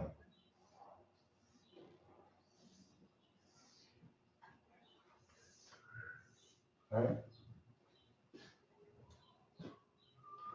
Yeah, the sister, right? A mind. A mind is taken her places. She didn't say, I want to go there. Her mind took her there. Who controls the mind? See, this is what Moorish Americans, this is one of our aims, this is one of our goals. To master our mind. Other people are losing their mind. Some people are out of their mind. Now the thing that happens is when we get in a situation, when we get vulnerable and we don't think clearly, our mind takes over. The thing is staying focused. Just like your higher self and your lower self. What brings you up out of your lower self? See, now the mind was meant to be an instrument. And what happens is, who's going to govern the mind? It can't be the soul, because the soul can be outrageous, right? It has to be the spirit. The spirit has to take control. This is what we're trying to do, is get in tune with our spirit and let our spirit direct. Up until that, it's your mind, it's your flesh, it's your passion, it's your desires. It's like you're sitting there in a car and you're not in the driver's seat. This car is your life. Maybe jealousy is driving today. Maybe fear is driving another day. You know what I'm saying? Maybe your lower nature. Maybe for a split second, your higher self is saying things that might listen and divert. It's just like that state of mind where the prophet talks about the Goliath, the David and the Goliath, and how the David slews the darkness and ceased to save your love. Well, that's a process that when that happens, that's like more so I'm in my higher self, I'm in my lower self. That's not that process. Because if you don't slow the lower self, the devil, and seek to save the love upon the throne, you're not going back at that point. But that's something to achieve, So yeah, you're gonna smell the pillow, you're gonna reminisce. It's Father's Day and my father and all that. But the sister seals heal the spirit man. Remember about the misery. It's a science behind what's going on. Go to the chapter on misery. It's outside the chapter, but there might be a few brothers and sisters. Maybe they had a bad relationship with their father. Maybe they lost their father. You know what I'm saying? There could be many things that people dealing with a father. I remember my wife years ago told me, I got mad and I jumped in her car. I'm going back to New York. She told me later on, don't ever do that again. She said, I got abandonment issues. And my father left the family in Baltimore, went down, started a new family down in South Carolina. And ever that, there was like a trauma in the family of what dad did. You see what I'm saying? And so when it comes into a situation in your relationship, when Brother Spalding may come in a relationship, he has all this baggage with him. And whoever's in a relationship, they got all this baggage. Now, if we just want to act like people don't have baggage, and you don't even want to look what's in the bag to know how to deal with this situation.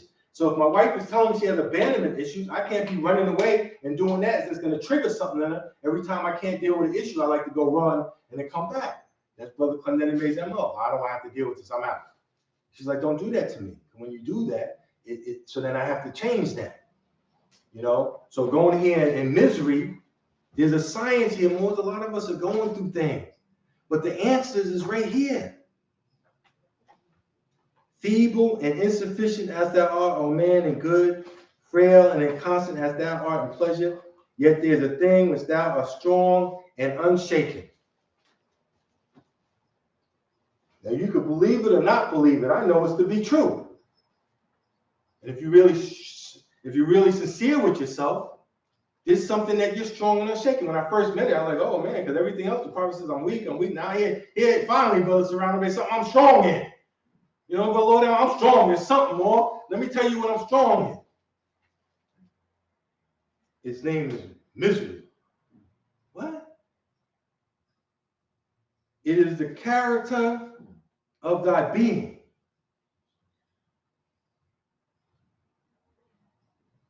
Walk down the street. Hey, Mo, how you doing? I'm doing okay. How you doing, Mo? All is well? Yeah, everything's good. And I told you about that doctor, met the doctor the other day, and she said she don't ask people, do you hurt? She asks you, where do you hurt? Because, see, everybody's hurting, but they don't want to recognize it. They don't want to recognize they prefer. It says here, it is the prerogative of thy nature. You prefer to be miserable. So now if you already have that tendency, and then you start reflecting on your father passing or a traumatic experience and everything, that's going to take you further down the road. But now the prophet is giving you the answers, so you don't have to be like in a questionnaire, just going on in the cares of the world, losing a mother, losing a father, losing a loved one. A couple of years ago, my friend lost his wife the day before Mother's Day. She's out with her children, talking about what they're going to do for Mother's Day. No idea. Wife has a heart attack, 50-something years old. Gone. Traumatic. In thy breast alone it resided. You ever heard the expression, misery loves company? Because it's only inside of you, that misery you're dealing with. So now, when you talk to people and deal with people, your misery wants company. It wants someone to reflect on you. It doesn't really want you to talk to people who's going to get you out of your misery. It wants people to help you dwell in your misery. So it seeks out. When you find someone, so, well, you need to do this. Oh, I don't know, misery. I don't like that. I like the other person said, yeah, same thing happened to me. And it took me years. When they talked, I think there was this certain, they said when a person dies, and then there's certain things you got to go through when a person dies. Who said that? Somebody psychologist gave you that. If you have the state of mind of the prophet, you're going to have a different state of mind. You're not going to go through those different stages of death when you're looking at it a different way. But when you're looking at it the way man's trying to show you to look at it, then yeah, you're going to go through these stages. And yeah, right now the sister's going through these different things. She's hearing me talking. And in her mind, her mind is in charge. And her prerogative is to be miserable. And so now this is an occasion. You walk in and you're feeling good. You think about the prophet. I'm in my higher self. I'm a sheik. I'm a Moor. I got my fez on. I'm indestructible. I'm going there. And then someone cuts you off or someone says something nasty to you. And so it gives you a reason. And then the lower self takes advantage of that reason to grab you again. So what does it say here? Without thee, there is nothing of it. Without you, you bring forth this misery. And behold, what is the source? But thy own passions. He who gave thee these, who gave thee the passions? Allah gave thee also reason to subdue them. Exert it, and thou shalt trample them under thy feet. So, I know a lot of times, Sister Seals here, and dealing with people. And I know a lot of mothers, you're feeling bad, things are going a certain way, and they're like, oh, they're sympathetic, and caring. And that's a beautiful thing. Sometimes people need a kick in their pants. Sometimes people need to get focused, right? You ever seen a situation where somebody could be hysterical and the person has to slap them out of it? Right? You ever seen that? They slap them and they're like, what? Like you was really out of it. So maybe not this year, maybe you'll take next year. Maybe take 5 years.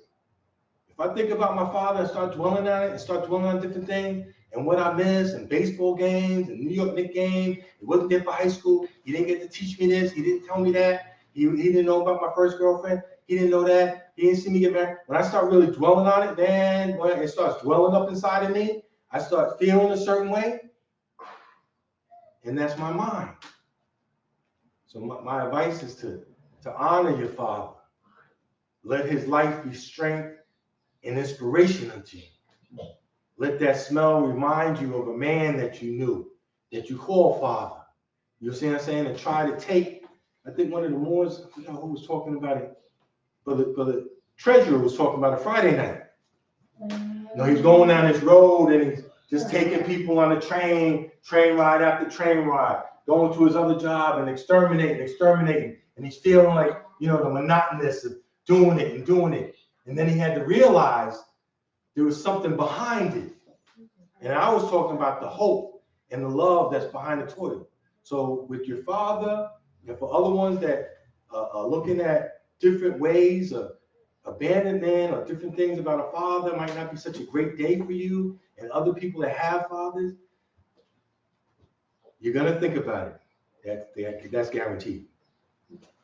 How you process it, that's up to you. If you process it with the science of happiness, if you process it with the science of knowing exactly what's going on, that your father's not gone, that he's on the soul plane, he's still on, that the father that maybe abandoned you, that was his part in his life, but at least he helped produce you, and he was your father. You know, there's a lot of different ways that you might be able to deal with it. But ultimately, more is the spirit. You have to be in tune with our spirit. There's such murkiness out there. And when we really think about, that's a spirit that hits us when we hear these teachings. You know, when you hear something on a Friday night, when you see something, when you read something and you feel something that's on that positive, that's that human spirit clothed with soul, made in the form of Allah. You see? So just you know, sister, we're all putting out a good thought for all the Moors, going through all these tribulations and trials. You know, people are bombing around the planet. You know, our country is having a military display of power. You know what I'm saying? There's all kind of things, not just going on in this country, but other countries. Our brothers and sisters in Africa are fighting each other. Civil wars going on and famine. You know, so praise Allah. We're going to put out a positive thought for the Sister Ranshikas and for all the Moors, you know. And I pray that Allah have mercy on all of us. You know, but Allah is the best of planners, more. If you have a beautiful father in your life and has done all the things that people think are so positive, praise Allah. If you have no father in your life, praise Allah. The Lord giveth and the Lord taketh away. Blessed be the name of the Lord. We'll all understand it better by and by. I became a certain type of man because I didn't have that father in my life. I appreciated fathers more, my friends' fathers. There's a friend of mine from Cambria Heights. He used to complain about his father. I'd be in the back of the car going to a Little League game. I'd be happy. I'd be like, man, I got, you know, his father is like a little bit of like my father. I got a little something of a father. And he's complaining about his father. I was just happy to be around him and his father, to have that feeling. You know what I'm saying? If his father took him for ice cream, I was there, he got me ice cream. He looked after me. He felt responsible for me when I was in his care. It made me feel good. I used to seek out fathers. When I first joined the temple, I loved all the older brothers because I was missing that father figure. You know what I'm saying? Just like I told the Moors earlier today about Brother Spalding. Not Brother Spalding, but Brother Ferguson here, being like a big brother and a father to me. You know, and that's a beautiful thing. Sorry, Moors, I didn't mean go down that rant, but we'll put out a beautiful thought for the sister. All right, I'm not going to go into the chapter with 5 minutes left, but if any Moors have a question or comment, I'd like to say anything. We have a few minutes. Who's that? There's a hand from Sister Secretary. Islam Sheikah, Sister Secretary. Islam. Islam. I just want to rise and give praise to Allah. I want to just give high honors to Prophet Noble Drew Ali, and giving honors to everything that the chairman or acting chairman gave honors to in the beginning of the meeting. So praise Allah.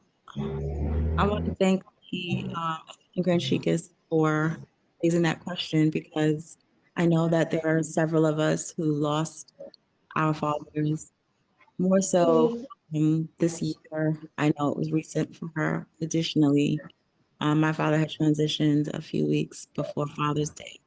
And so it hits a little differently. I did express that it really doesn't matter the relationship you had previously. On this day, we think about it, good or bad, we think about it.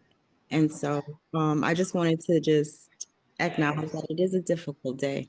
It's a difficult day for all of us in different ways, um, because we've all had fathers and just, whatever the relationship was.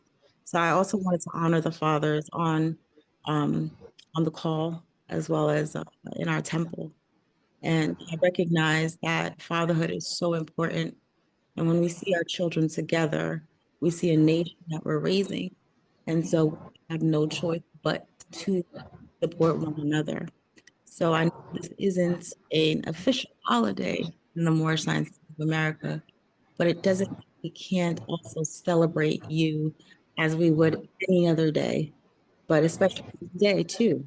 So I just also wanted to say that the pain of absence, it can be amplified even so on today, the feeling of loss, sadness, and loneliness, especially helpful to surround yourself with your brothers and sisters, to have this conversation, to discuss it.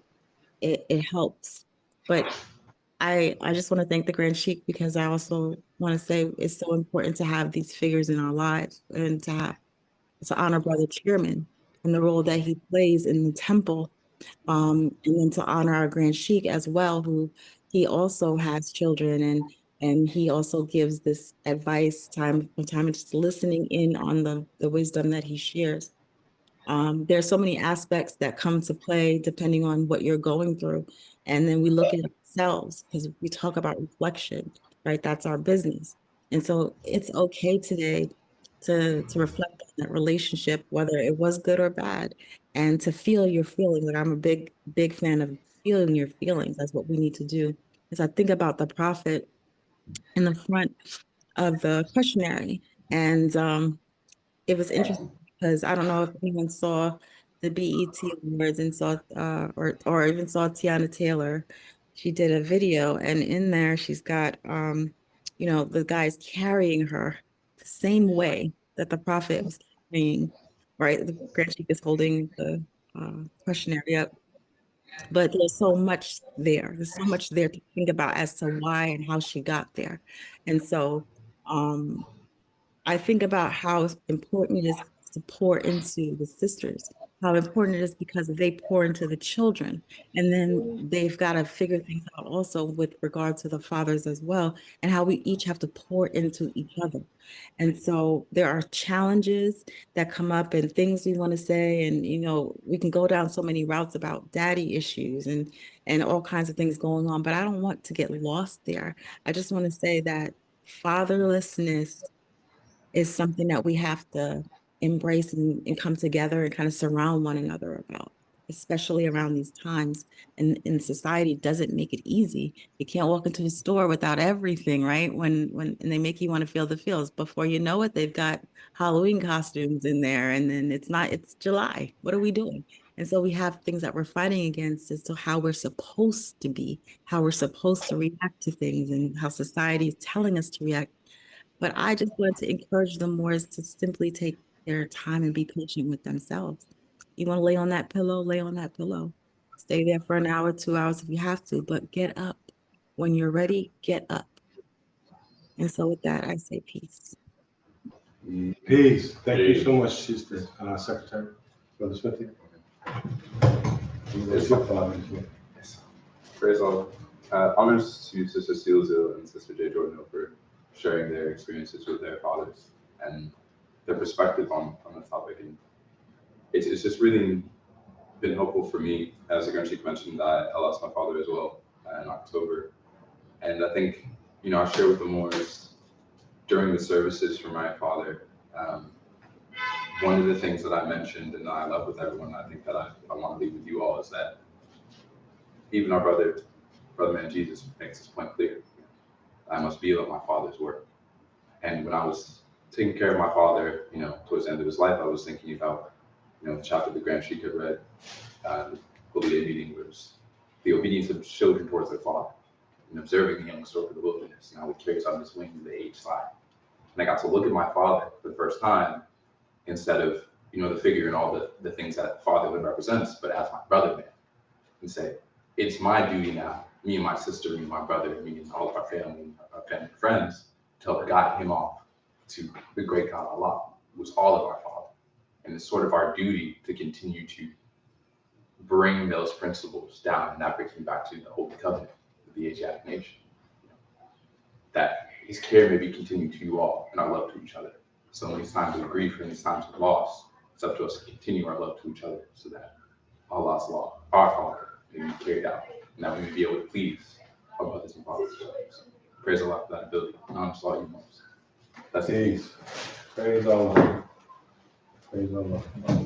So praise Allah for the concept of fatherhood. And as we're talking, I'm just thinking, you never know. Even if physically it might not be someone that's your son or your daughter, but Allah could bring someone in your life. Could be a neighbor, could be a co-worker, could be someone, and you're like a father figure, and what that entails. When we think about fathers, we think about someone as a provider. You think about someone going out into that big bad world to do whatever they have to do for their family. You know what I'm saying? You think about many different things when you think about a father. So on this Father's Day, and another note, I know if we look up at the Moorish Science Tough America calendar, there's no Father's Day. It's like if you look up the Christian calendar, you look up other calendars. But I remind them was we're Moorish Americans. We talk about we have civics classes. And these things were put together by the citizens of America and voted into. Now, some of the things that we know as Moorish Americans that we might not participate in because it's another religion. But when we think about Memorial Day, when we think about Labor Day, when we think about Mother's Day, Father's Day, Flag Day, whatever, you might have different thoughts of it, but we come together as a society and we say we want to give honor to these various things. And as long as it's not, kind of controversial to me, I think that hyphen American part, when the Prophet talk about true Americans, I think that there's some kind of value in that. Not that it's got to be the end of all. We want to honor our father and our mother all the days of our life, not just on one day. But the fact that we put together some things in this country and saying that on this day we're going to honor the veterans, and on this day we're going to honor workers, on this day we're going to honor mothers and fathers, I personally don't have a problem with that. And as a Moorish American, I support those things. And if there's something controversial, like when the 4th of July comes and Thanksgiving and stuff like that, I'm sitting with my friends and family, I'll give them a different perspective, just like we were talking about the different perspective and the understanding of Adam and Eve. Anyway, I want to thank all the Moors, and no one else has their hand up. All right, we're at that time. Again, we're going to put out those thoughts for the brothers and sisters that are thinking about their fathers that passed, and we're going to put out that thought for fathers that are doing the right thing. And I have one other comment I wanted to mention. I see Brother Serrano there. Yeah. I don't know if you've seen it, but a lot of my friends or young men, Brother Lord, when they have a baby for the first time, to see them before they have the baby and to see that look in their eye after they have a baby, not for every man, but all of a sudden it's like some light went off and they realize they're responsible. You know what I'm saying? For something in their life, they're making them have to think about life a little bit differently. And I always enjoy when I see that look. I've seen some of the young brothers recently, like my son and Brother Serrano, when the baby first comes, like they take the baby and they put the baby underneath their undershirt. And what is that called, Brother Serrano, with the touch? The harness. What's it called? What? Skin to skin. Skin to skin, Contact. but it's something about the doctors felt that and said that when the baby has that connection with the father, because you know the baby doesn't come from the father. So when the baby comes out, that's the first physical touch that that baby has with their father. And so I seen a couple of young men, like they had the baby and they share skin to skin and they have that look. So that's a beautiful thing. And when you fulfill that responsibility, praise be to Allah. All right, and acting muftis, if you'll stand, I'm gonna read the warning. Sister M. Serrano Bay, real quick. Yes, sir. I knew that was coming. I can't wait for a pizza Pepsi party. Oh, I can't wait either, but I have a few questions for you. Who made you? Allah. What year was the Moorish Science of America founded? 1913. All right, peace. Big. All right, you gotta stand. That's all, only two. How old was Jesus when he began to teach? 69. At the age of 12. Where did he teach? Oh, you asked for more questions, sis. How many days in the circle? 7 days. How many days in the creation? 7 days. All right, you know how a mufti's supposed to stand at attention when you read the warning? You gotta put your feet, square your feet up. Now stand with your hands to the side. No, we don't need none of that yet. It's funny sister. All right. January 15, 1929, Prophet warns all Muslims, governors ordered to read proclamation at each meeting. I hereby inform all members that they may end all radical, agitating speeches while at work, in their homes, or on the streets. We are for peace and not destruction. Stop flashing your cards at Europeans and causing confusion. Remember, your card is for your salvation. Failure to obey these orders will be a severe consequence. We are for love, truth, peace, and freedom. And when these principles are violated, justice then must take its course. Any member or group of members who hold malicious feelings towards the temple or violate the divine covenant of the Moorish movement will receive their reward from Allah for their unjust deeds. All true Moors will and must obey the laws laid down to them by their prophet. If they lose confidence in their prophet, they should turn in their card, button, cease wearing their turban or fez, and return to the state where the prophet found you. This is a holy and divine movement founded by the prophet, Noble Drew Ali. If the prophet is not right, the temple is not right. The prophet, therefore, is sending out the divine plea to all Moorish Americans that to do their part protecting their prophet and the temple. This is an everlasting movement founded by the prophet through the will of Allah to redeem his people from their sins by order of prophet Noble Drew Ali. Peace, Moors. Peace. Turn the meeting over to our assistant chairman, Brother El Salam.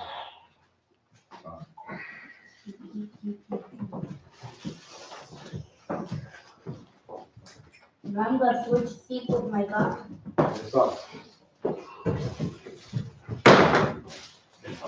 And I don't care which seat right then.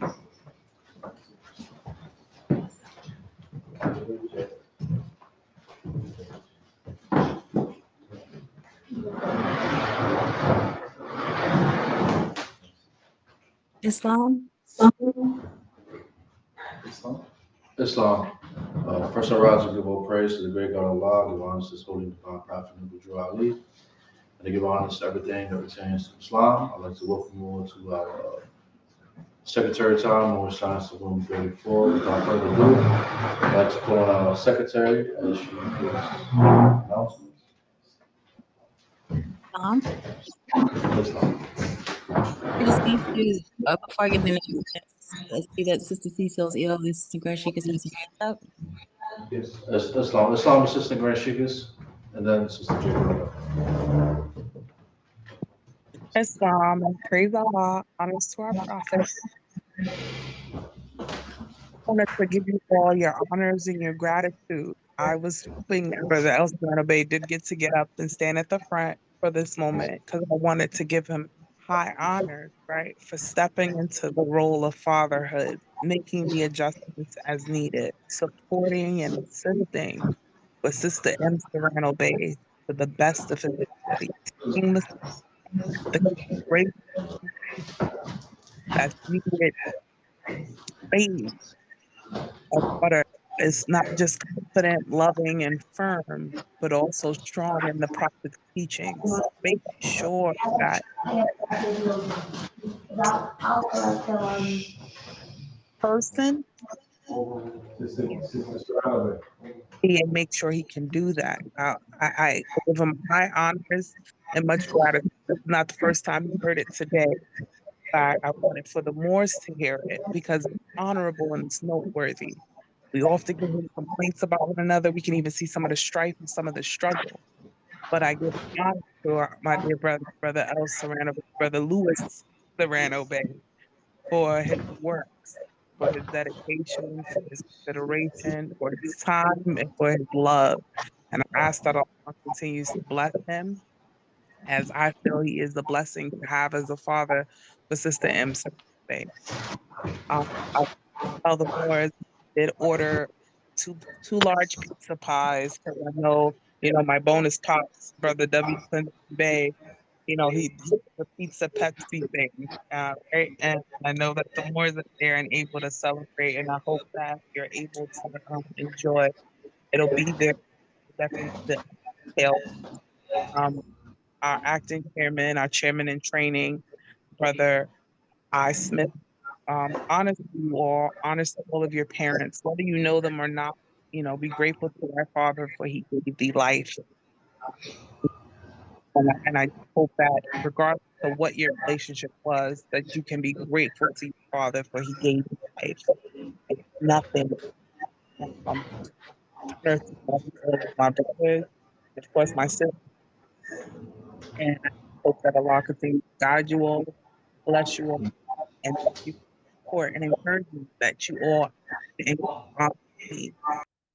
Sister Baby Bella, and her beautiful photos and her beautiful family and parents. Just honors to you all. I truly value you and implore you to continue to strive. I'm not perfect. My emotions at times, I know when I feel them, I know that they may get the best of me. There's maybe a sense of an emptiness because I lived with my dad and I took care of him and I watched him go from very strong, capable, even fighting and defending for me to a state of needing to be lodged in safety and security and watching his final days, being here with him, actively watching him transition. And I say that it's added strength and it being so recent, it's added a certain kind of a weight and a maturity that I didn't know before. So I don't want for anyone to truly be able to relate and empathize because, Allah is the best of planners. But value the time you have, value the days that you have, and value your role within your own character and society. And just continue to strive, Moors. Allah's leading on and victory is assured. Peace and love. Beautiful Sunday school. Thank you so much. Peace. Peace. Praise Allah.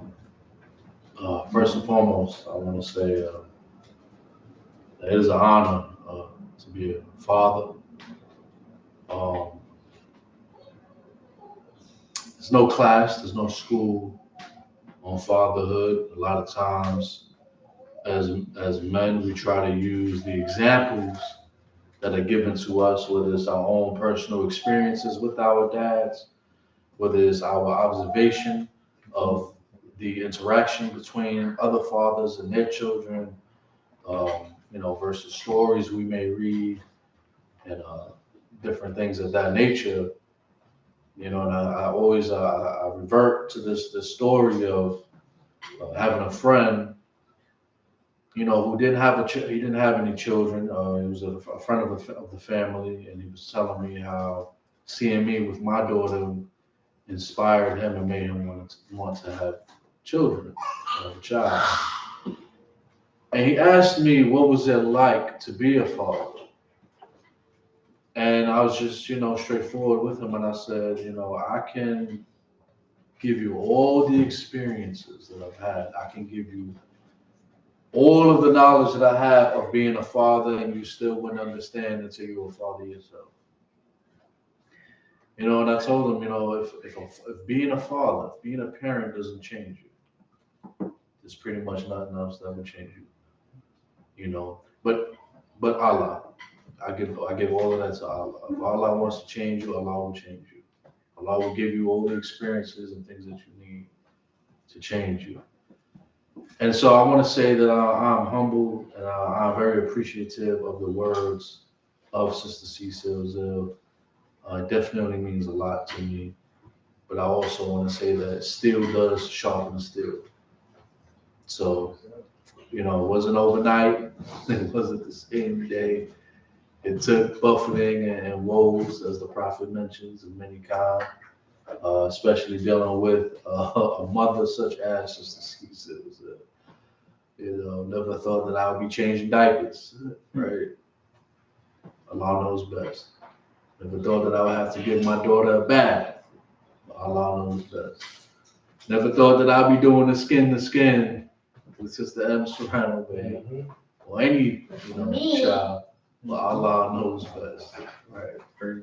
I remember that. Having a wrap Sister M. Serrano based turban, Allah knows best, because Sister C. Silza is just like, nah, brother, you're gonna learn how to do that. You're gonna learn how to do this.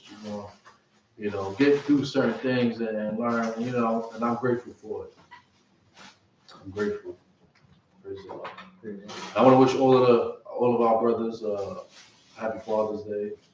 I want to also extend the same thought of some of our brothers and sisters who might have lost a father, or currently, grieving a father, or might not have a father, and just give you all a positive thought on behalf of More Science Temple number 34. And may Allah bless you. You understand that it is not the end all be all. And I just wanted to take a reading from the Holy Quran, the More Science Temple of America. And before I take a reading from the Holy Quran of More Science of America, I want to say that misery is a testimony that you have love in your heart. Sorrow is a testimony that you have love in your heart. And I remember in the past I had mentioned about, saying that I saw somewhere where it says that grief is love with no place to go. So when we're going through having these moments, understand that it is a testimony that you have love in your heart, that you love this person that you are grieving. So praise Allah. I'm take a reading. Same chapter, Holy Instructions from the Prophet of Misery, page 56.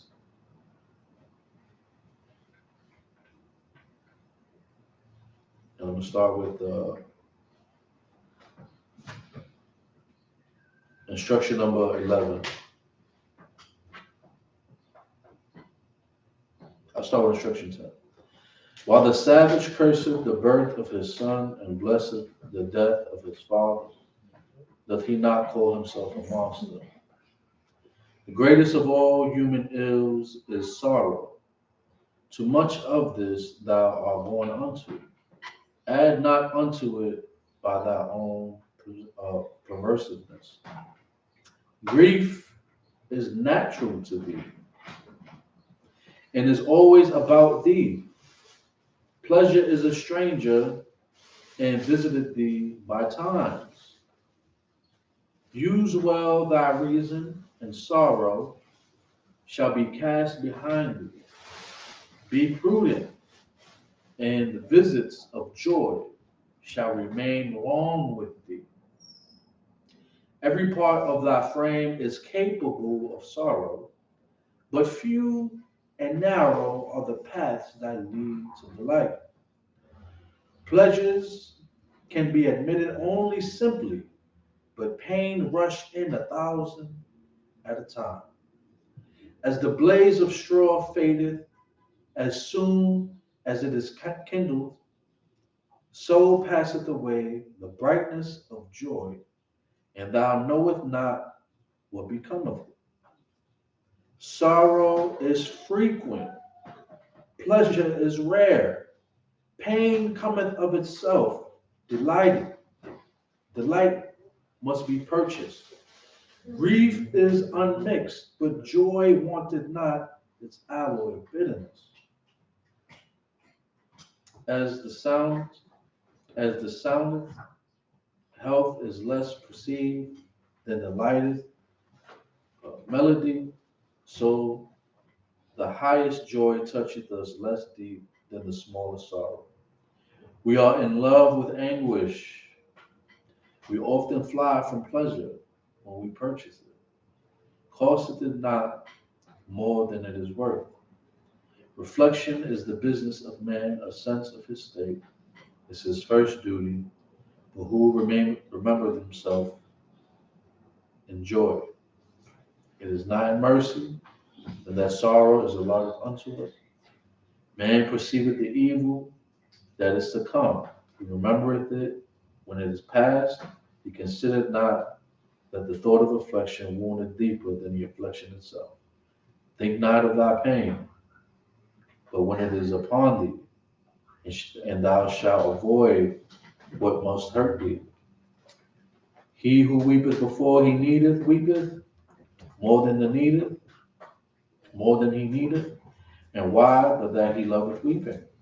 The stag weepeth not till the spear is lifted against him, nor do the tears of the beaver fall till the hound is ready to seize him.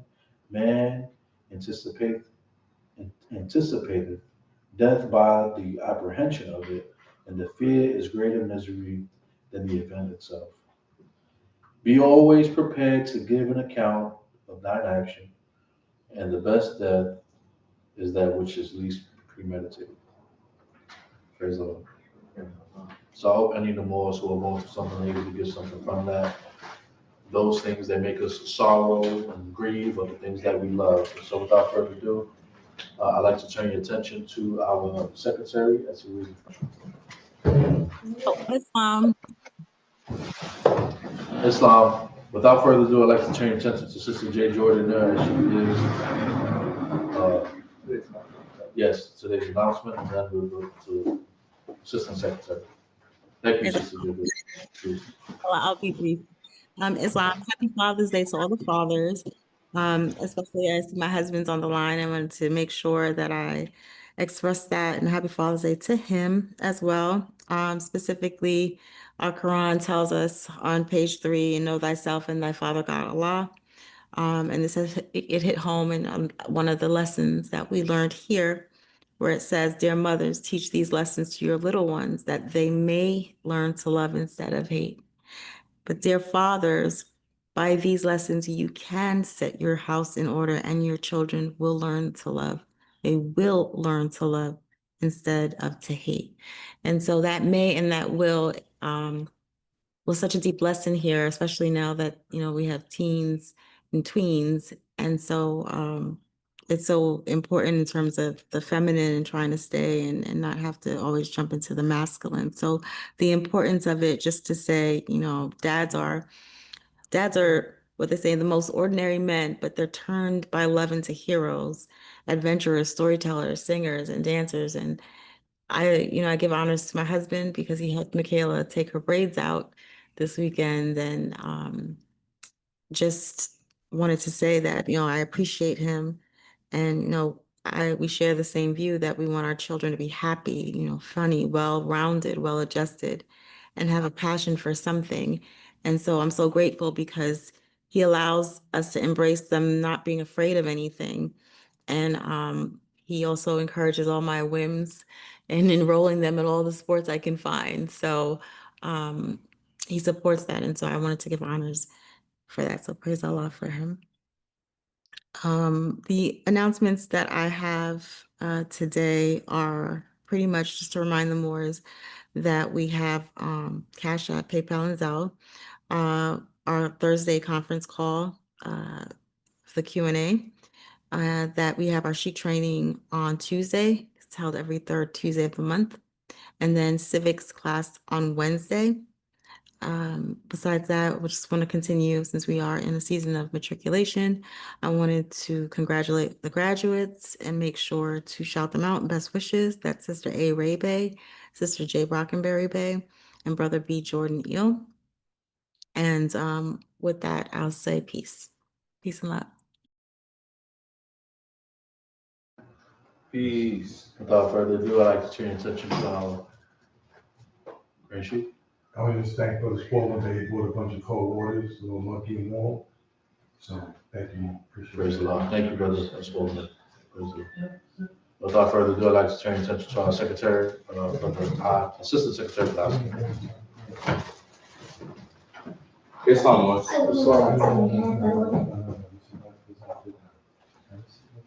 Praise Allah. More Science Temple of America, Prophet Noble Drew founder, Temple number 34. Finance received for June the 15th, 2025. Public collection received $3.50. Uplifting fund, $23.50. Travel fund, $3.50. And local building fund, $3.50. Coming out to a grand total of $34. And total attendance of 16. Peace. Peace. Praise the Lord. What's the will and pleasure of the Lord? Mr. Honorable Chairman, That's not Grand Chief. I move that the financial report be accepted with necessary corrections if there be any. Can we get a second? That's one. Second motion. It was moved by Brother W. Clinton Bay. It was seconded by Brother Spalding Bay that the financial report be accepted with the necessary corrections if there be any. We all heard the motion. Are you ready for the question? Question. All those who are in favor, show by a motion by voting. Any opposition? Any abstain? That the Assistant Secretary note that the motion has been carried. Okay. Praise the Lord. I also want to thank Sister Cecile also. If I heard correctly, I think this says she bought 2 pies. Pies supposed to be on the way. Yeah, so I want to thank Sister Cecile for her donation to Temple number 34, 2 pizza pies. I don't know if we put that on the financial report, but praise the Lord. Thank you, Sister Mary. I didn't hear that part about the pizza.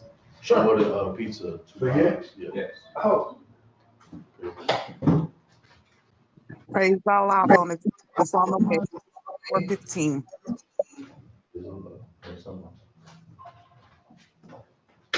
Thank you.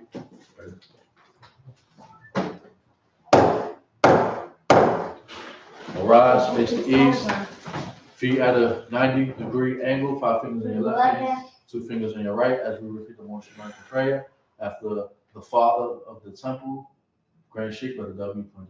Allah, the Father of the universe. Allah, the Father of the universe. Father of love. The Father of love. Truth. Peace. Freedom. Freedom. And justice. And justice. Allah is my protector. Allah is my protector. My guide. My guide. And my salvation. And my salvation. By night. By night. And by day. And by day. Through his holy prophet. Through his holy prophet. Through Ali. Through Ali. Amen. Amen.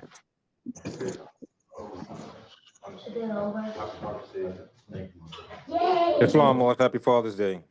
Islam, Father's Day back to you. Can any more tell me where we can read that in the Holy Quran? But the Father of the Temple, he was like a father. What chapter is that? I know, maybe we can go to what pizza shop that also comes with cans of soda.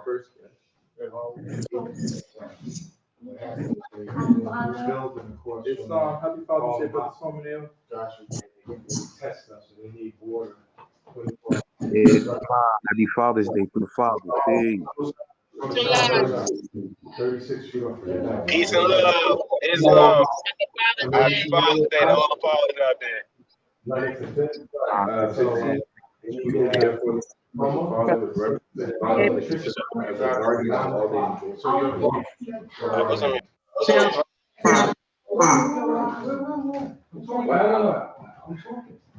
Thank you. So they on the 10:37. Gotcha. Sunday, Tuesday, and Thursday. Oh, so Monday you get to go home and come back. Yes. Islam, brother. I'm done with Buffalo. Yeah. Brother Shiny, yeah. 80%, but 80% is $59. Buffalo can be 44. Islam, brother Shiny, yeah. And you just want me to sit there. Just hang out. But I need more than 32 hours. unmuted. If you could unmute time, I apologize. Islam? Islam, my brother. Islam, brother, man. How are you? How are you doing, my brother? I'm all is well, brother. Can't complain. I'm doing well. Just resting easy today. Day off work. Yes. How's your father? He's doing well. He's doing well. Can't complain. I mean, he's had some, he's struggling a little, but he's doing well. He's in the hospital right now. Just recovering from some injuries due to his condition. Yes. You know. Well, can you do us a favor, brother? Yes, sir. And give our Islam. Give I will. our brother Temple 34 Islam. And I don't know if you remember Sister C. Seals, myself, we used to walk him home after the temple. We used to make sure he got home.